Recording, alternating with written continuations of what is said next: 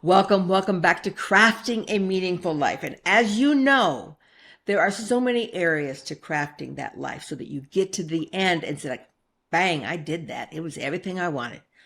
Rather than get to the end and say, well, I just wish I'd had the courage, or I wish I hadn't been afraid of this piece, or wish I'd been able to develop this talent.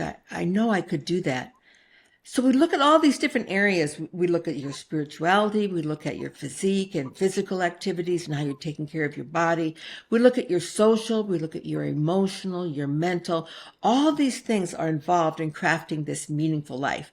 And as most of you know, a huge piece of mine is the physical fitness, because for me, they went hand in hand as I began to heal here and here.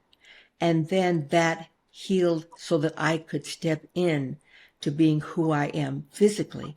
And now being physical helps me keep this and this in alignment. And so, and I have the energy to do the social things I want.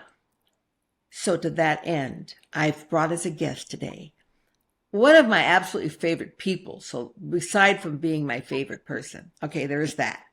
But also one of the greatest sources that you will find for health, wellness, and damn fitness. Talk about strength training. This girl has written a book on it.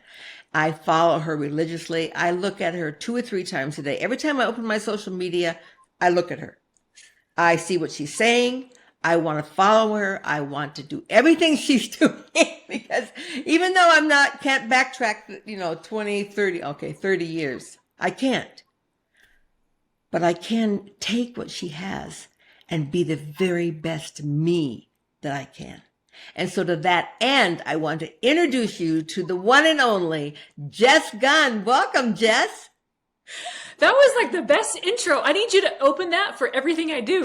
Because I tell you when I talk to, like, you have so many gifts and abilities, and one of them is genuinely being present with someone, like genuinely letting them feel of value, like the only person in the room, like seeing the positive in someone. And not everybody does that, because sometimes it's hard to put aside our own agenda or our own insecurities, or our own feelings when we're with somebody else. And you always make someone feel like $1,000,000. So, I remember one time when I learned this phrase, and it affected me so much. I try and remember it all the time. Listening is not waiting for your turn to talk. Oh, I need to write that down. I have a list of bumper stickers. That's got to be on the bumper stickers. Yeah. Listening is not waiting for your turn to talk. So I really always try and remember that, Jess, that I listen to you. And when you are done, if I have thoughts, then I can share them. If I don't, what you have said is the most profound, not what I'm going to say. Don't you think that's the best part about a friendship, is knowing that you've been heard?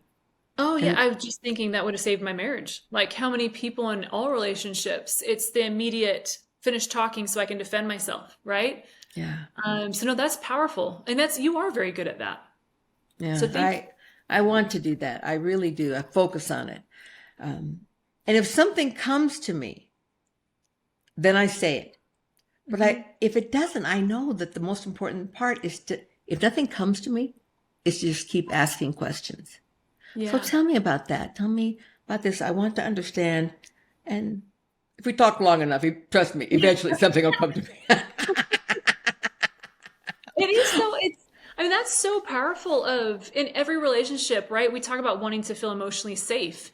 And how does that happen? It's listening, right? And if siblings, spouses, anything, trainers, like any relationship you're in, a lot of times you can almost predict what they're going to say because you know how the argument's going to go. So you're like already mad, knowing what they're going to say. It's like a ping pong that you've played 1,000,000 times.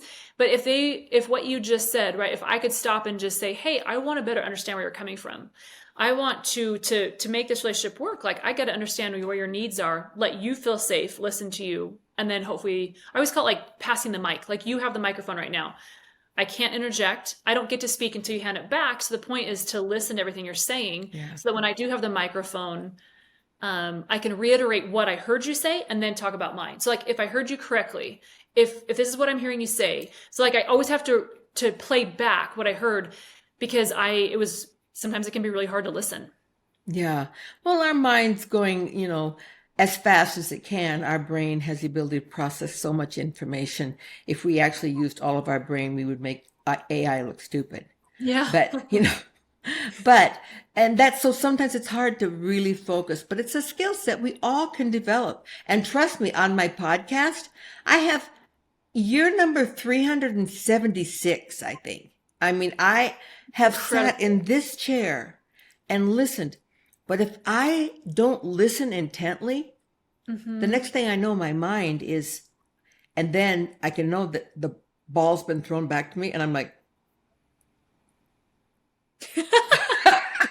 Look, it's just like, what the hell did she just say? I think it cut out. I think it cut out. Will you say again what you said? Yeah, what was that? But I've developed that skill so I don't get caught in that situation. This is not sitting here thinking about, you know, what I'm going to do as soon as this is over, which is get on an airplane and fly to Ukraine. Okay. But I sit here thinking about you. I want to value every moment I share with you. So let's tell people how we met. Go for it. Okay. We were all going to lunch to celebrate Tiffany. Yes? Yeah. Her, Okay. I think it was her birthday. Tiffany Peterson, her birthday this last year.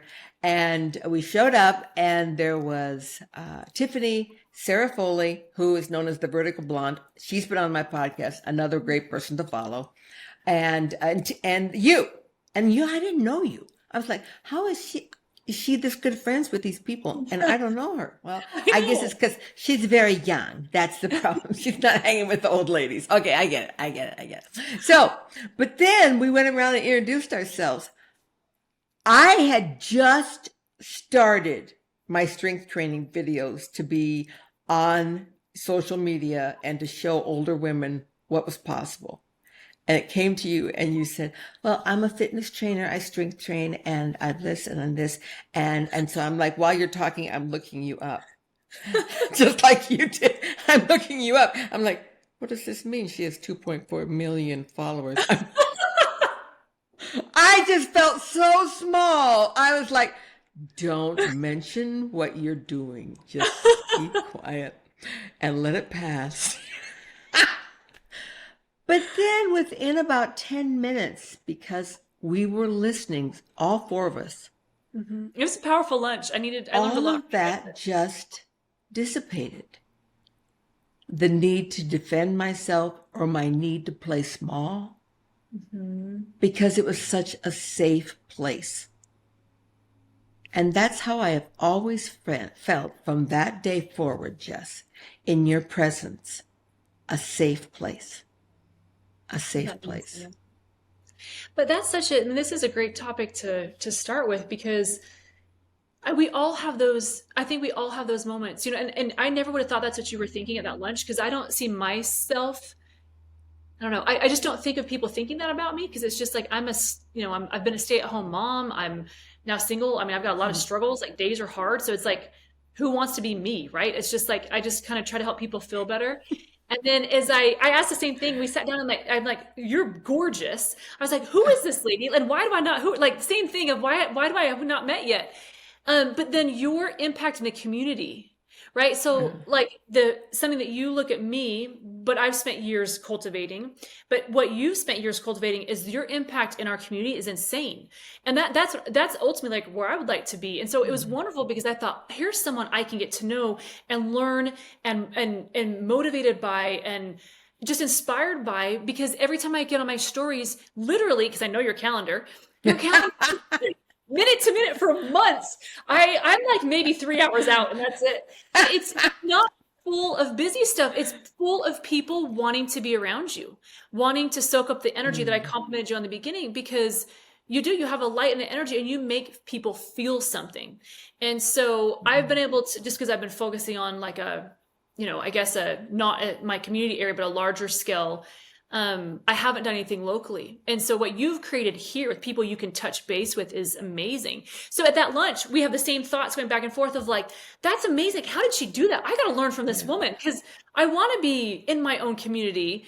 But it's everyone knows you and it's for such positive things. And so how often as women do we sit at a table being like, I wish I could do what she does, or I wish I could be with her, and we play small. But Yeah. I think the same thing that about you, but just a different area of what we do. Yep. And I think the interesting thing, Jessica, is that here we are, four powerhouse women. I Yeah. mean, when we walked into that place, everyone's like, here we are, four powerhouse women, and still we sit there with our fears. Yeah. Do you remember what we talked about that lunch? And I wish that women could be this vulnerable. And it's about finding those safe spaces, right? Finding those people that are there. We put our insecurities aside and we just support each other. And it was you guys helping me kind of collect myself post-divorce. And it was a down time period. And you guys encouraged me. And I was very vulnerable. That's not something that you want to open up with, especially. And I don't know, I didn't at that point didn't know Sarah very well, but it's just the idea of having our support with women, right? Finding a community with women and having those people where it's okay to be vulnerable. It's okay. I learned a lot from that lunch, actually. And I walked away with learning more about myself, not about anyone else, but like, what does Jess need? What is Jess struggling with? You guys, you had I had quite a few epiphanies. That's what I'll say. Because we talked about our goals for that coming year. We did. Yeah. Awesome. And I went into that morning knowing what my word. I don't set goals for the new year, but I do choose a word that is a guiding light. So we were asked to share our word. And my word was something different. And to this point, I can't remember what my word was going to be. But in that breakfast, I switched words. Mm-hmm. I remember because Sarah said, my word for this year is permission. And I went, that's my word. I just knew it instantly. That's my word. I give myself permission to keep singing. That my song's not sung yet. It's not all over. I give myself permission to still be all that I can be. Yep, that's my word. Thanks, Sarah. That's great. Yeah. I think that's important. I mean, I never did that before. Like, you pick a word, what does that mean, right? It never really resonated with me until a few years ago. And so I wear these bracelets and my word's on it. And I went to an event earlier this year with Henry Amar, and it was create. And so I stamped in create, right? And that was the beginning of the retreat. And it was the same thing as the 3-day event went through. You listen to around you, you listen to your energy and what's needed. And I had this moment where it was like, we were announcing it in front of this group, and I was like 2 people deep and about to announce it. And it was that panic moment of what drives me? Because like when you think of a word, it's like it's almost like the purpose. And it can be, I mean, for me, it was build, and then I got divorced, then it was survive, right? Which sounds like a terrible word, but for the emotional state I was in, it was like get up and out of bed, right? You've got the emotions are just so heavy. And then last year, and then I went back to build, because I was like, I've got to build my self-esteem. I've got to build my identity. I'm building my family back together, my business. And so I thought, okay, this year's create. So we all met, and it was like, okay, let's do create. And then I'm standing there and I'm like, it's not create. And I had this overwhelming, and it came like a flood. It's my purpose this year is to lead. And it was like, then it was like, that is so much pressure. Like, what does that mean? But it's like, it hit me like a ton of bricks from like literally God of like, you've been through all this for a reason. I didn't put you for this refiner's fire of like learning how to forgive myself, learning how to forgive him, learning how to manage my kids, learning how there were so many things to be independent and figure out my new identity. And you've been through this, I other than losing a child, I can't fathom anything worse than divorce. I mean, it was a black hole, right? And how you come out of that says a lot. Yeah. And so I've been through it. I feel good. I'm 2 years post. I know who I am now. And it's time to lead. It's time to use that struggle, because I don't feel like I've ever really struggled. Like day-to-day struggle, yeah. But I've never really had that gut-wrenching, soul-wrenching, who the heck am I? And what is the bottom of the pit? Is this the bottom? Yeah. Oh, it's awful. And, you look at someone online, or you look at someone that, seems fit or healthy, and it's like they've got it all together. And I was like, I have cried 5 times in this gym this morning. We just don't open up about those things, which I wish we did. Women, you're normal. You cry in the gym because life sucks. It is okay to do that. And I did. I felt the feelings for 2 years, and now it's like, all right, get up. You've mourned, you grieved. You're the new you. Now get up and lead. Help those women that are struggling. Help the women that don't know how to get out of bed because life is, I'm going to cry, is such a black pit, right? You're alone. There's no one coming to save you. And you got to rise to the occasion. And it took me 2 years to figure out how to find myself after that. And now I feel this, and so I had to restamp the word. So now it's like 2, which shows me that things change and shift and you got to listen. Yeah. And I wear it every day. And it's when I have doubts and I don't want to do something, it's like, get up. And you can show up just a little bit, right? I don't have to do the whole thing, but every day is like, I'm supposed to lead in my family, lead with my children, lead with other women. It doesn't mean be perfect because I'm far from that, but it gets me up and, I'm leading by example because I've been through that, and now we've got to help everyone else. So there's power. I love that you brought that up. Power in what your word is. Yeah. That actually pulls you into action. A word can be so powerful that when you greet with it every morning, it just pulls you into action. And just saying our words out loud, whatever the word is, out loud. Like just this morning, sitting here with you and saying the word permission. It's like, yeah. So many people have asked me since I posted on social media about going to Ukraine. They're like, why are you doing that? Yeah. And there were times in different struggles I've been in that I manufactured to create for myself, like going to Kilimanjaro, those kind of things. Climbing. Yeah. I shouldn't say that. Jen Drummond told me, don't ever say that you went to Kilimanjaro. Say, I summited Kilimanjaro. That's a huge difference. Yeah, because a lot of people go, but they don't summit. I would just go. I would take pictures. Yeah. But anyway, but I orchestrated those on purpose. It's interesting that we can orchestrate struggle on purpose, and the outcome of an orchestrated struggle is nothing short of phenomenal. So I look at in your life that you may think I did not orchestrate that struggle, but you did orchestrate your path through it. So I've seen your pictures pre-divorce, because you love to show those with you being so skinny and yet like Zippo muscle. I was a twig. Yeah, you were a twig at like, what are you, 5'10", 5'11"? Just under 6 feet, like 5'11" Okay. There you go. And just so you know, I never take a picture with Jess unless we're standing next to stairs where I can step up one. I'm so smaller. Because I'm 5'5" with my shoes on. Okay. I can be taller with big shoes, but really in reality, I'm now 5'4". So let's just say my tennis shoes, I give them an extra inch. But Jess, you're just like this beautiful goddess. And I'm like, don't take a picture next to her. I put somebody smaller next to me, like I put Tiffany or Sarah Foley, who's in a wheelchair. You know what I mean? And that's what's great because I just kneel. I'm like, if I can kneel, I'm great. Because it's been interesting. I've always stood out, and I didn't always like that. I was the girl that would would scoot one leg far out to the side, so you drop 2 inches, and I was hunched. And I did everything trying to get smaller, and then it wasn't until I started lifting that lifting. It sounds kind of cliche and silly, but it changed everything. Not only did it naturally improve my posture without me even noticing. My mom takes credit. Oh, you're finally listening to me. You're finally standing up straight. I'm like, no, it's just lifting. It was just a byproduct. But I finally was proud and okay with my body because I didn't always love it. I don't like standing out. I don't like standing out, period. In the back of a room, I'm always hiding. I like to be on the perimeter. I don't like being in front of people. And so when you're that tall, it's the first thing people notice. And I finally was able to say it's me and embrace me, and it is what it is.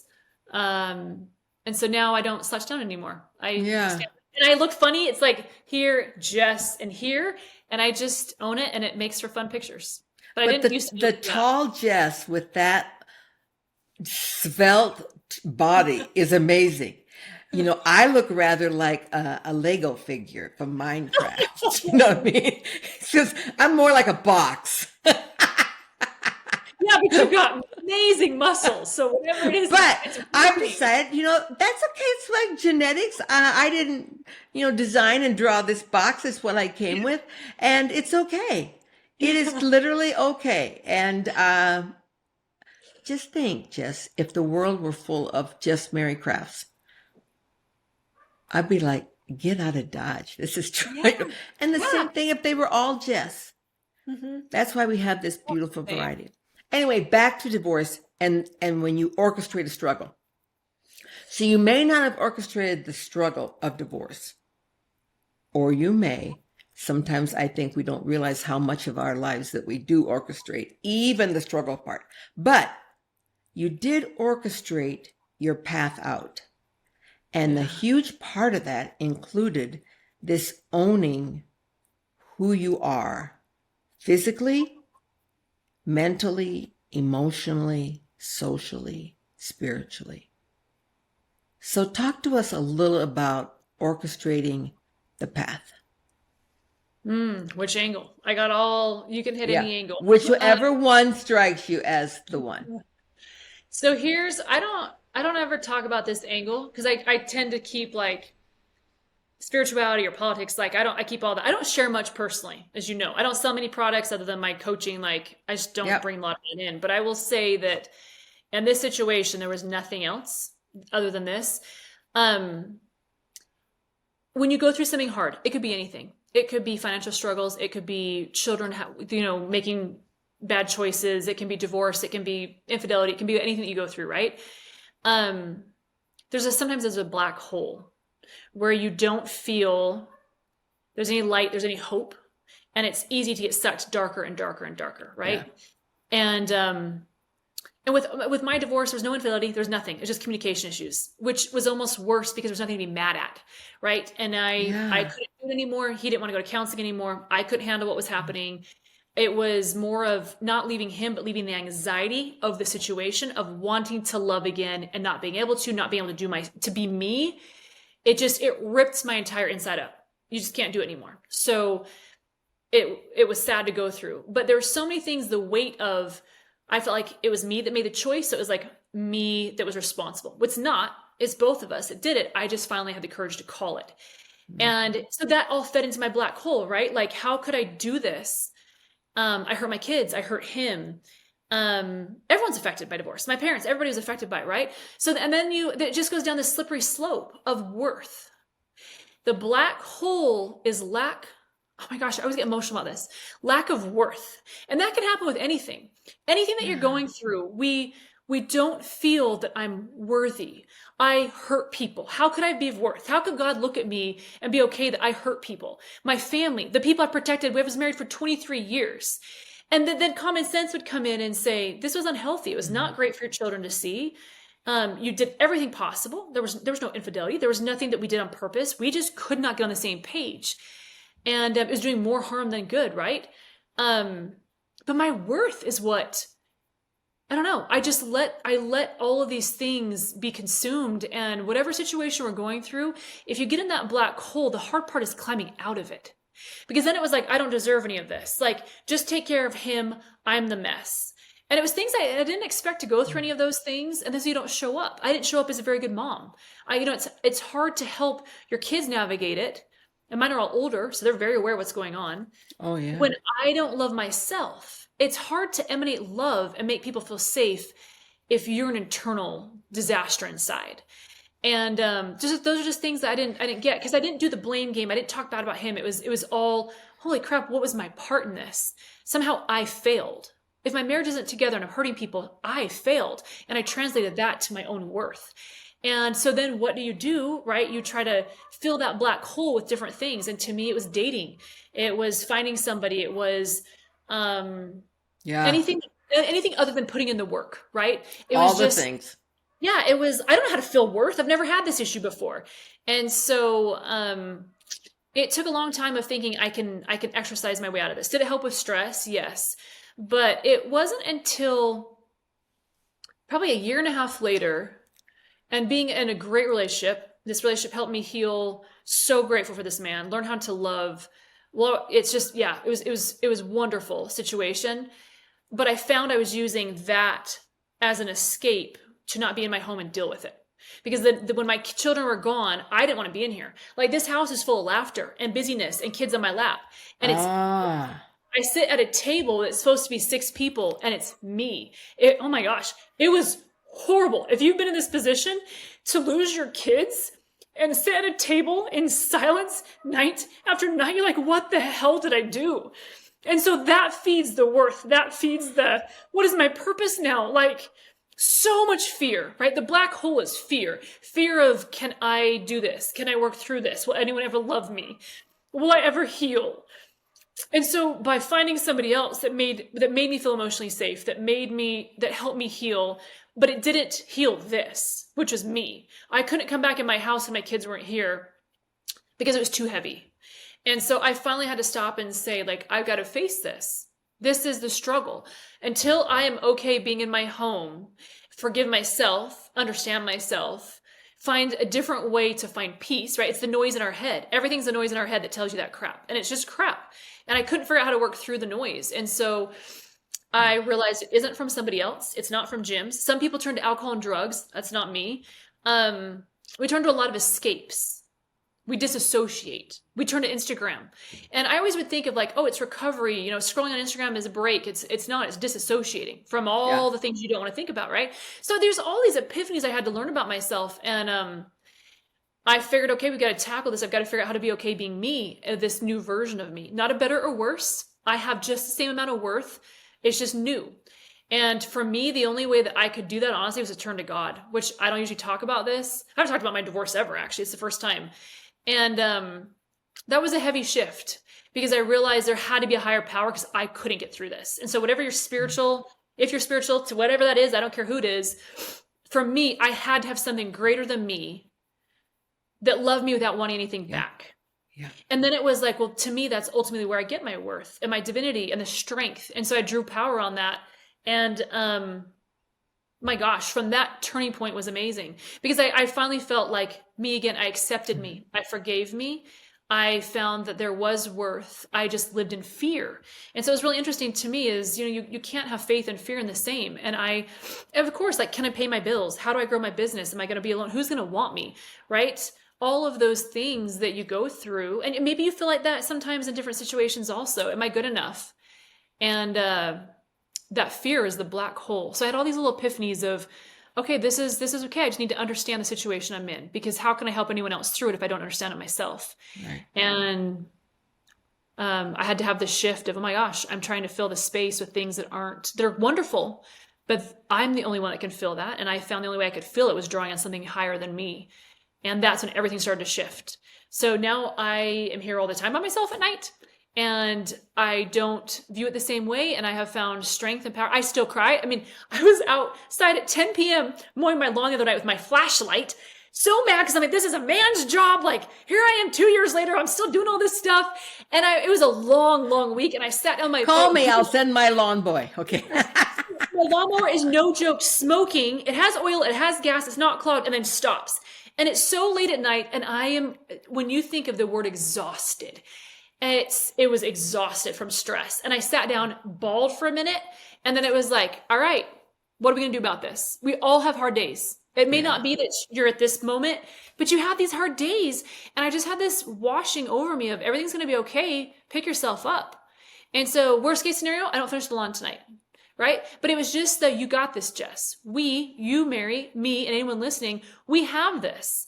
And our trials are different. Our struggles are different. Our fears are different. They're all valid, but you have to choose. I am going to conquer this and it's going to be okay. I don't know what that looks like. I don't know how long it's going to take. It's all right to feel it. I did. I cried. I actually filmed a video talking for a couple minutes to myself. It's like a little, like, you will remember this moment. I look haggard. I've got like a little stress blister. I've had it. It was a week of a week. And I was like, you will remember this day because we can do better. And it was like, you've got this. You are strong. Pick yourself up. I filmed it because I love to remember those days. No one will ever see it. And I woke up I chose to feel better the next day. And you can have those moments. They don't define you. They're a Yes. blip, right? Yeah. Then you get up and you finish the lawn. You're like, oh, I'm a badass. I got this done. I can do this. Then I was refreshed, wipe the Yeah. tears away, mow the damn lawn, and it got done. And go. Oh, so yeah, Yeah. there's a lot of life lessons I've learned. But I love that you stopped and took a moment to sit with it and Mhm. just to reflect, to think, okay, what led up to this? What is this? Is it just something I can put an umbrella on that says stress? Yeah. Or can I break that down to, oh, this is disappointment here. This is loneliness here. This Yeah. is less than here. Yes. This is, and then just realize, thank you for being real with me as you're recording to yourself. Thank you for being real with me and reminding me that I am a badass. Yeah. Yeah, I love that. Sometimes people ask me, like, for example, in my weight loss journey and my divorce and everything else, which came first, the chicken or the egg? Hmm. Which came first? Did you start to lose weight and become physically fit, or did you begin to heal, emotionally and mentally and spiritually, and then that led to this? Which came first? And I said, probably for me, the physical was about an inch ahead of everything else. And I led with the physical, but I was so aware, Jess, that everyone had to come together. Yeah. It couldn't just be the physical. In Hmm. order to be truly and claim healing, I had to make sure that we were all there together. Everybody here? Okay. Yeah. How's your heart? How's that mental mind going? Hey, spirit. How you Yeah. doing? Okay. Hey, social world. Are we all here? Let's move. Okay. Got it. We're going to the gym tonight. And so it's an all thing. It's not an either or. It's not a chicken or an egg. It's an entire chicken coop. We're moving together. All of these pieces. And I think you can say that. Yes, you definitely mastered the physical piece, but you had to make sure all the other chickens in the hen house were with you. And you had to bring it together. Can I share an analogy with that? Yes, please. Something I other had, than chicken and eggs. Something. no, well, I'm going to be actually in the same route. We're going to go Okay. houses. Okay. My brain works in analogies. I don't know why, but coaching with people, right? I've just started one-on-one coaching, so it's been so life-changing because it's really more therapy. I've found we don't talk about workouts, we don't talk about calories, we talk about everything else, and I did not expect that. I mean, I knew it, I didn't think it would be as heavy. It's a healing journey, right? It's peeling back these Yes, layers, and so I figured it absolutely. with what you just said, nailed it with the pieces, and I love how you put all that together because I always tell people think of going to a builder. You're going to build your home, right? You're constructing your own home. You're super excited about it. And so one of the first things you sit down and talk about is, I'm so excited for the brick color. I've already got pictures. I've driven around my neighborhood. I want it to look like this. I want this landscaping. I want these shutters, right? And you're excited about it because that's all we care about. Like, what does the home look like, right? Yeah, yeah. And the builder's like, well, that's great, but we're months off from talking about that. Like, we got to talk about what kind of concrete do you want for the foundation? How big are we digging? And you're like, why would I want to talk about the concrete, right? We're spending time on concrete. He's like, yeah, concrete, and then flooring, and then framing, and then electrical, and all the ugly stuff, and then another floor. And we're going months and months and months. And now we can decorate the exterior. I love that analogy. The framework is this. It's the noise, right? So when you think of everyone says, hey, I want to lose body fat, I want the muscles, and those are results. It's just a result. That's it. So there has to be something that changes to get a result. So it's not a goal. Fat loss is not a goal. It's a byproduct of something, right? The goal is let's figure out what concrete we're using and the amount and how much we're going to pour today. And with a realistic expectation of what I can get done. Yes. And the next, you're building this foundation, and then we move on to wood. And as you do that, I compare that to the noise in our head of building, like peeling back the layers of why do I self-sabotage? Why do I get so hard on myself when I have another cookie? Why do I get mad at myself when I don't get out of bed and I'm not motivated and I don't feel like I can do what I should? Why do the voices tell me I'm not good enough, right? It's the voices, it's the framework in us that ultimately is keeping us from where we want to be. It's not, I don't know how to track calories and I don't know what workout to do. Those are tools. Yeah. It's, I don't know how to love myself enough to get up every day and do it, or to pay for a coach, or to invest in myself to get to where I put the bricks on. Because as you build the framework for you, how to speak to yourself with love and kindness, and be okay with, I got this much done today, and focus on what we got done and not what we didn't, right? Just as what we typically do as women. And so when we change the voices in our head and we build a solid framework, that is the structure of the building. And then you show up better. You've got more motivation. You can be more consistent because the internal is different. And so that's what I ended up working with clients with for so long, is the emotional eating, the binge eating, the sugar cravings, all the things that we then circle back with these terrible thoughts of, I'm a bad person, I'm not doing well enough.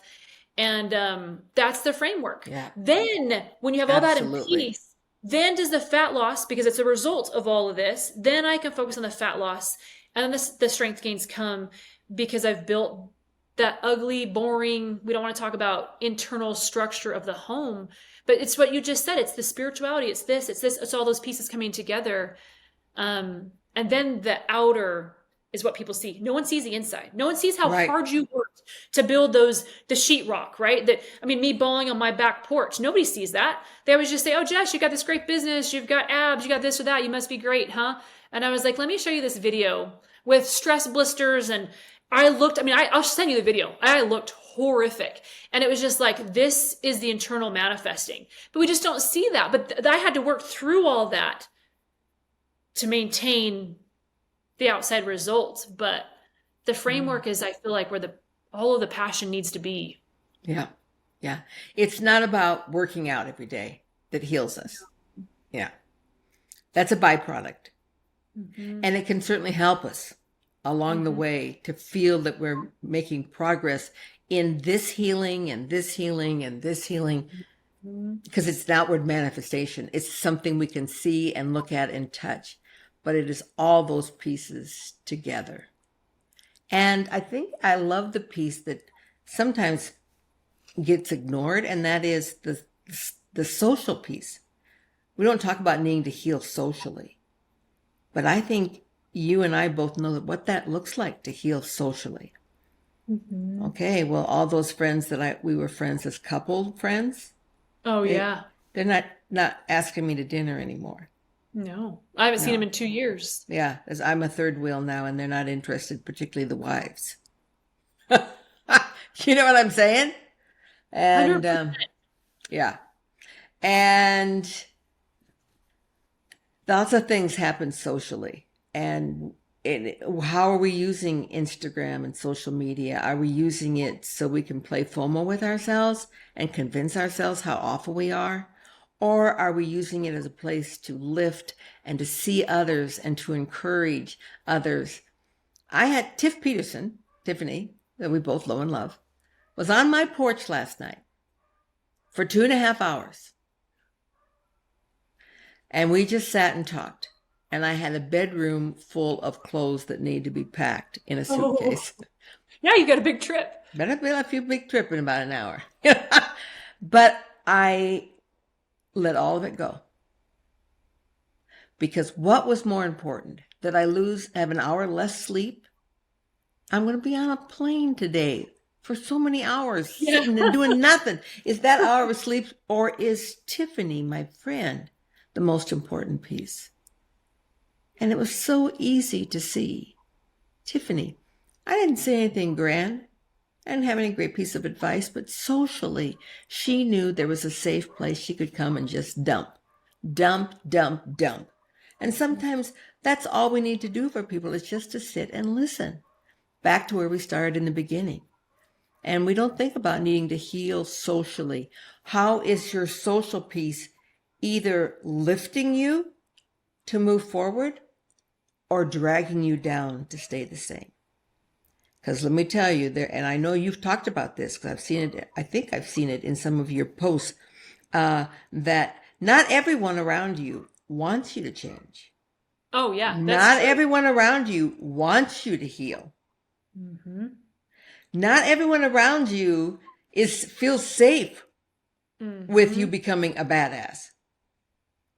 They felt much safer around me when I was 284 pounds and in a horrible relationship. They felt very safe. Mary's very safe. As this person, way less safe.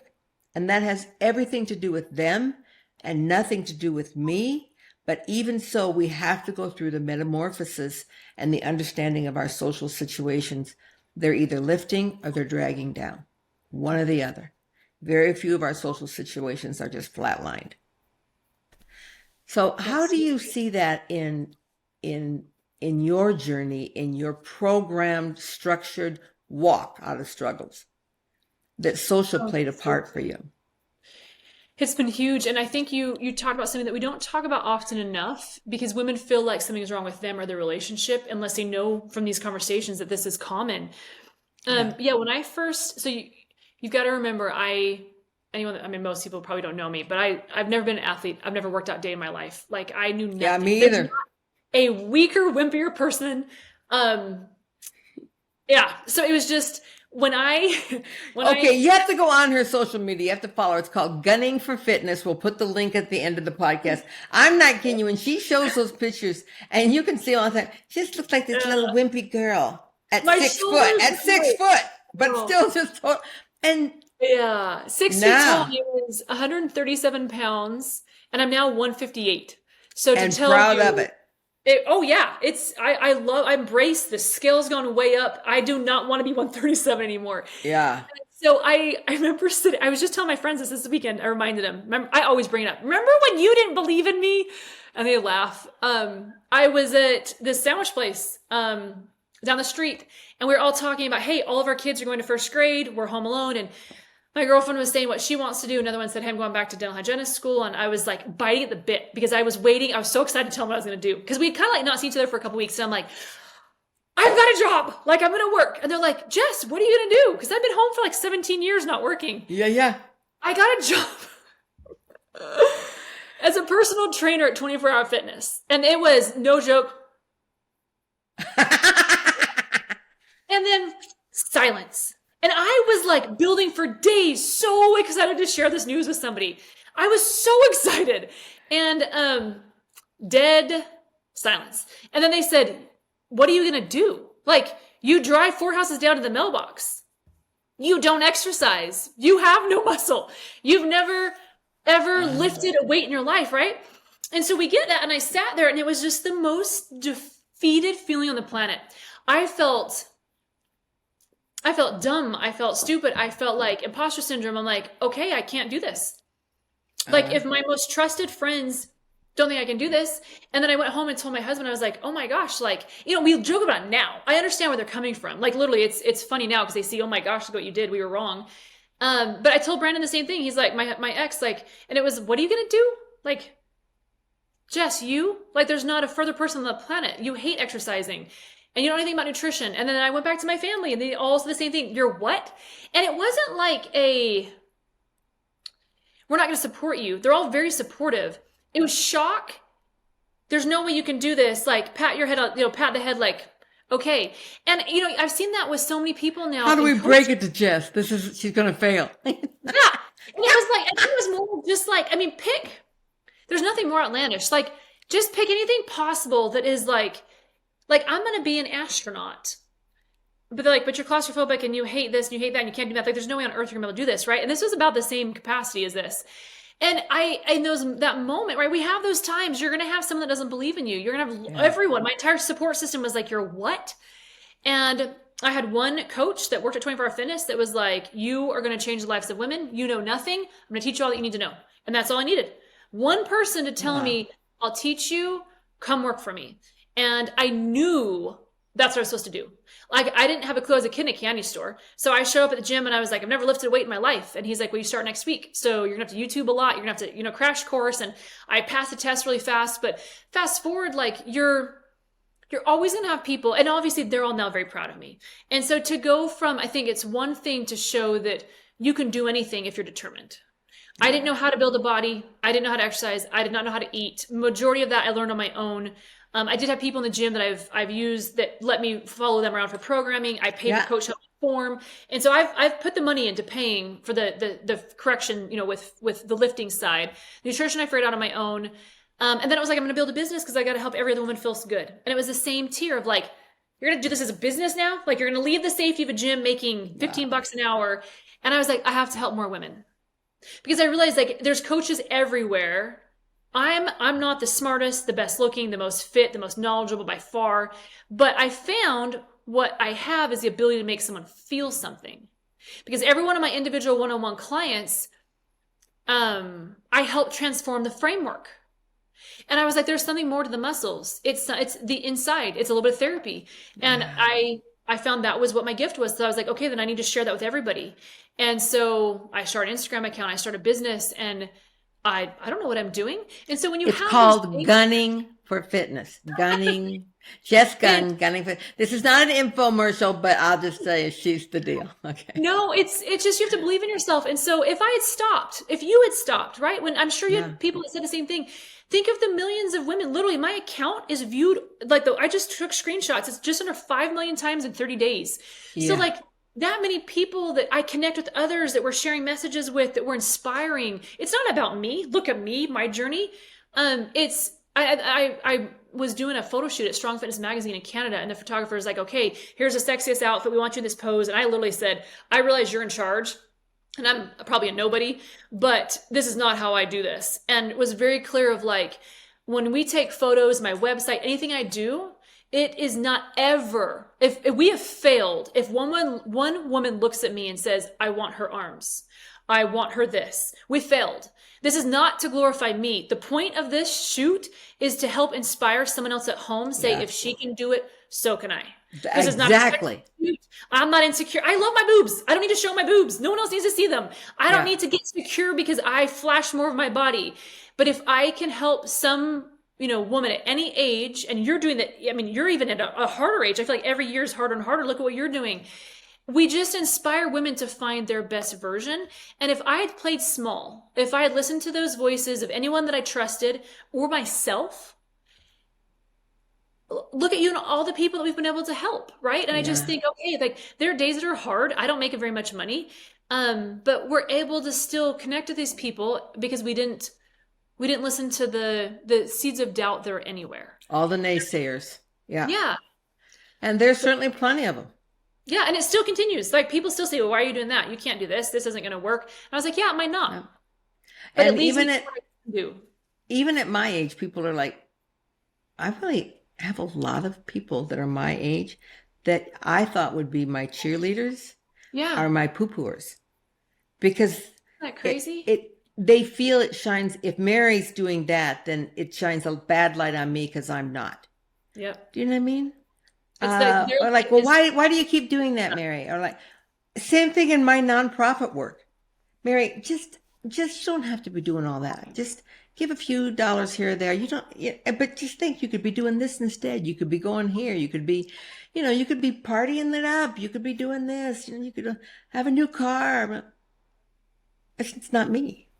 Yeah. You have to be true to what's right for you, no matter what all the naysayers are saying. And just always keep in mind that a naysayer, chances are, is they really want to be you. Yeah, that's where usually it comes from insecurity. Yeah. And that's hopefully that they'll learn to love themselves by watching you and be inspired by that and other women around them. And that's what kind of goes back to, I feel like, everything, the framework of our own worth. And it's taken me a long time to realize that any insecure thought we have, or, oh, that girl shouldn't be wearing that, or, oh, she shouldn't be doing this, or look at that, usually is a reflection of something that, I don't know, I found that I was was missing in me. And I'm grateful now. I have the most best supportive network. They're amazing. Like all those people joke now, like, oh, haha, you proved us wrong. And they're all wonderful. But there's still that every now and then that seed of doubt. Can I do this? Like, am I worthy of doing this? Like, do I have the credibility to do and say this? Should people be listening? And you've got to remember that we all have a different voice and no one's light is dimmed because my light is on for a moment. It's just, all of our lights make a brighter world everywhere. That's what I think. I'm shining my light so you can see the path more clearly. Yeah. That's the perfect way to say it. Yeah. And come join me. And that's what you say. Yeah. Come walk next to me. Yeah. Jess, you're not going to believe this. We've been talking nearly 50 minutes. We just said we're not going over 35. We will wrap up. Okay, so we're going to do a wrap, but I just need from you a promise to come back so we can actually talk about what I had thought about we were going to talk about, is I'd love to talk about the actual art of strength training and weight lifting and all the beautiful things it brings into our lives and why it's so important to us now. We didn't get to talk about any of that, but we talked about stuff that's really probably the meat and potatoes. The framework. Yeah, Talked about the interior of the house, the the levers. actual how-to and the exercises, that's just the gravy. That's not, it's not the meat and potatoes. All right, my friend. I hope that you have enjoyed this and listened to some of the just incredible words of wisdom that comes out of Jess's mouth. And at the end of this podcast, we're going to include her website and how to follow her on social media so you can be inspired by her the way I'm inspired by her. And all for the purpose of what? Crafting your own personal, meaningful life. So every single day, you get to bring and be your very best you. Namaste. Crafting a meaningful life.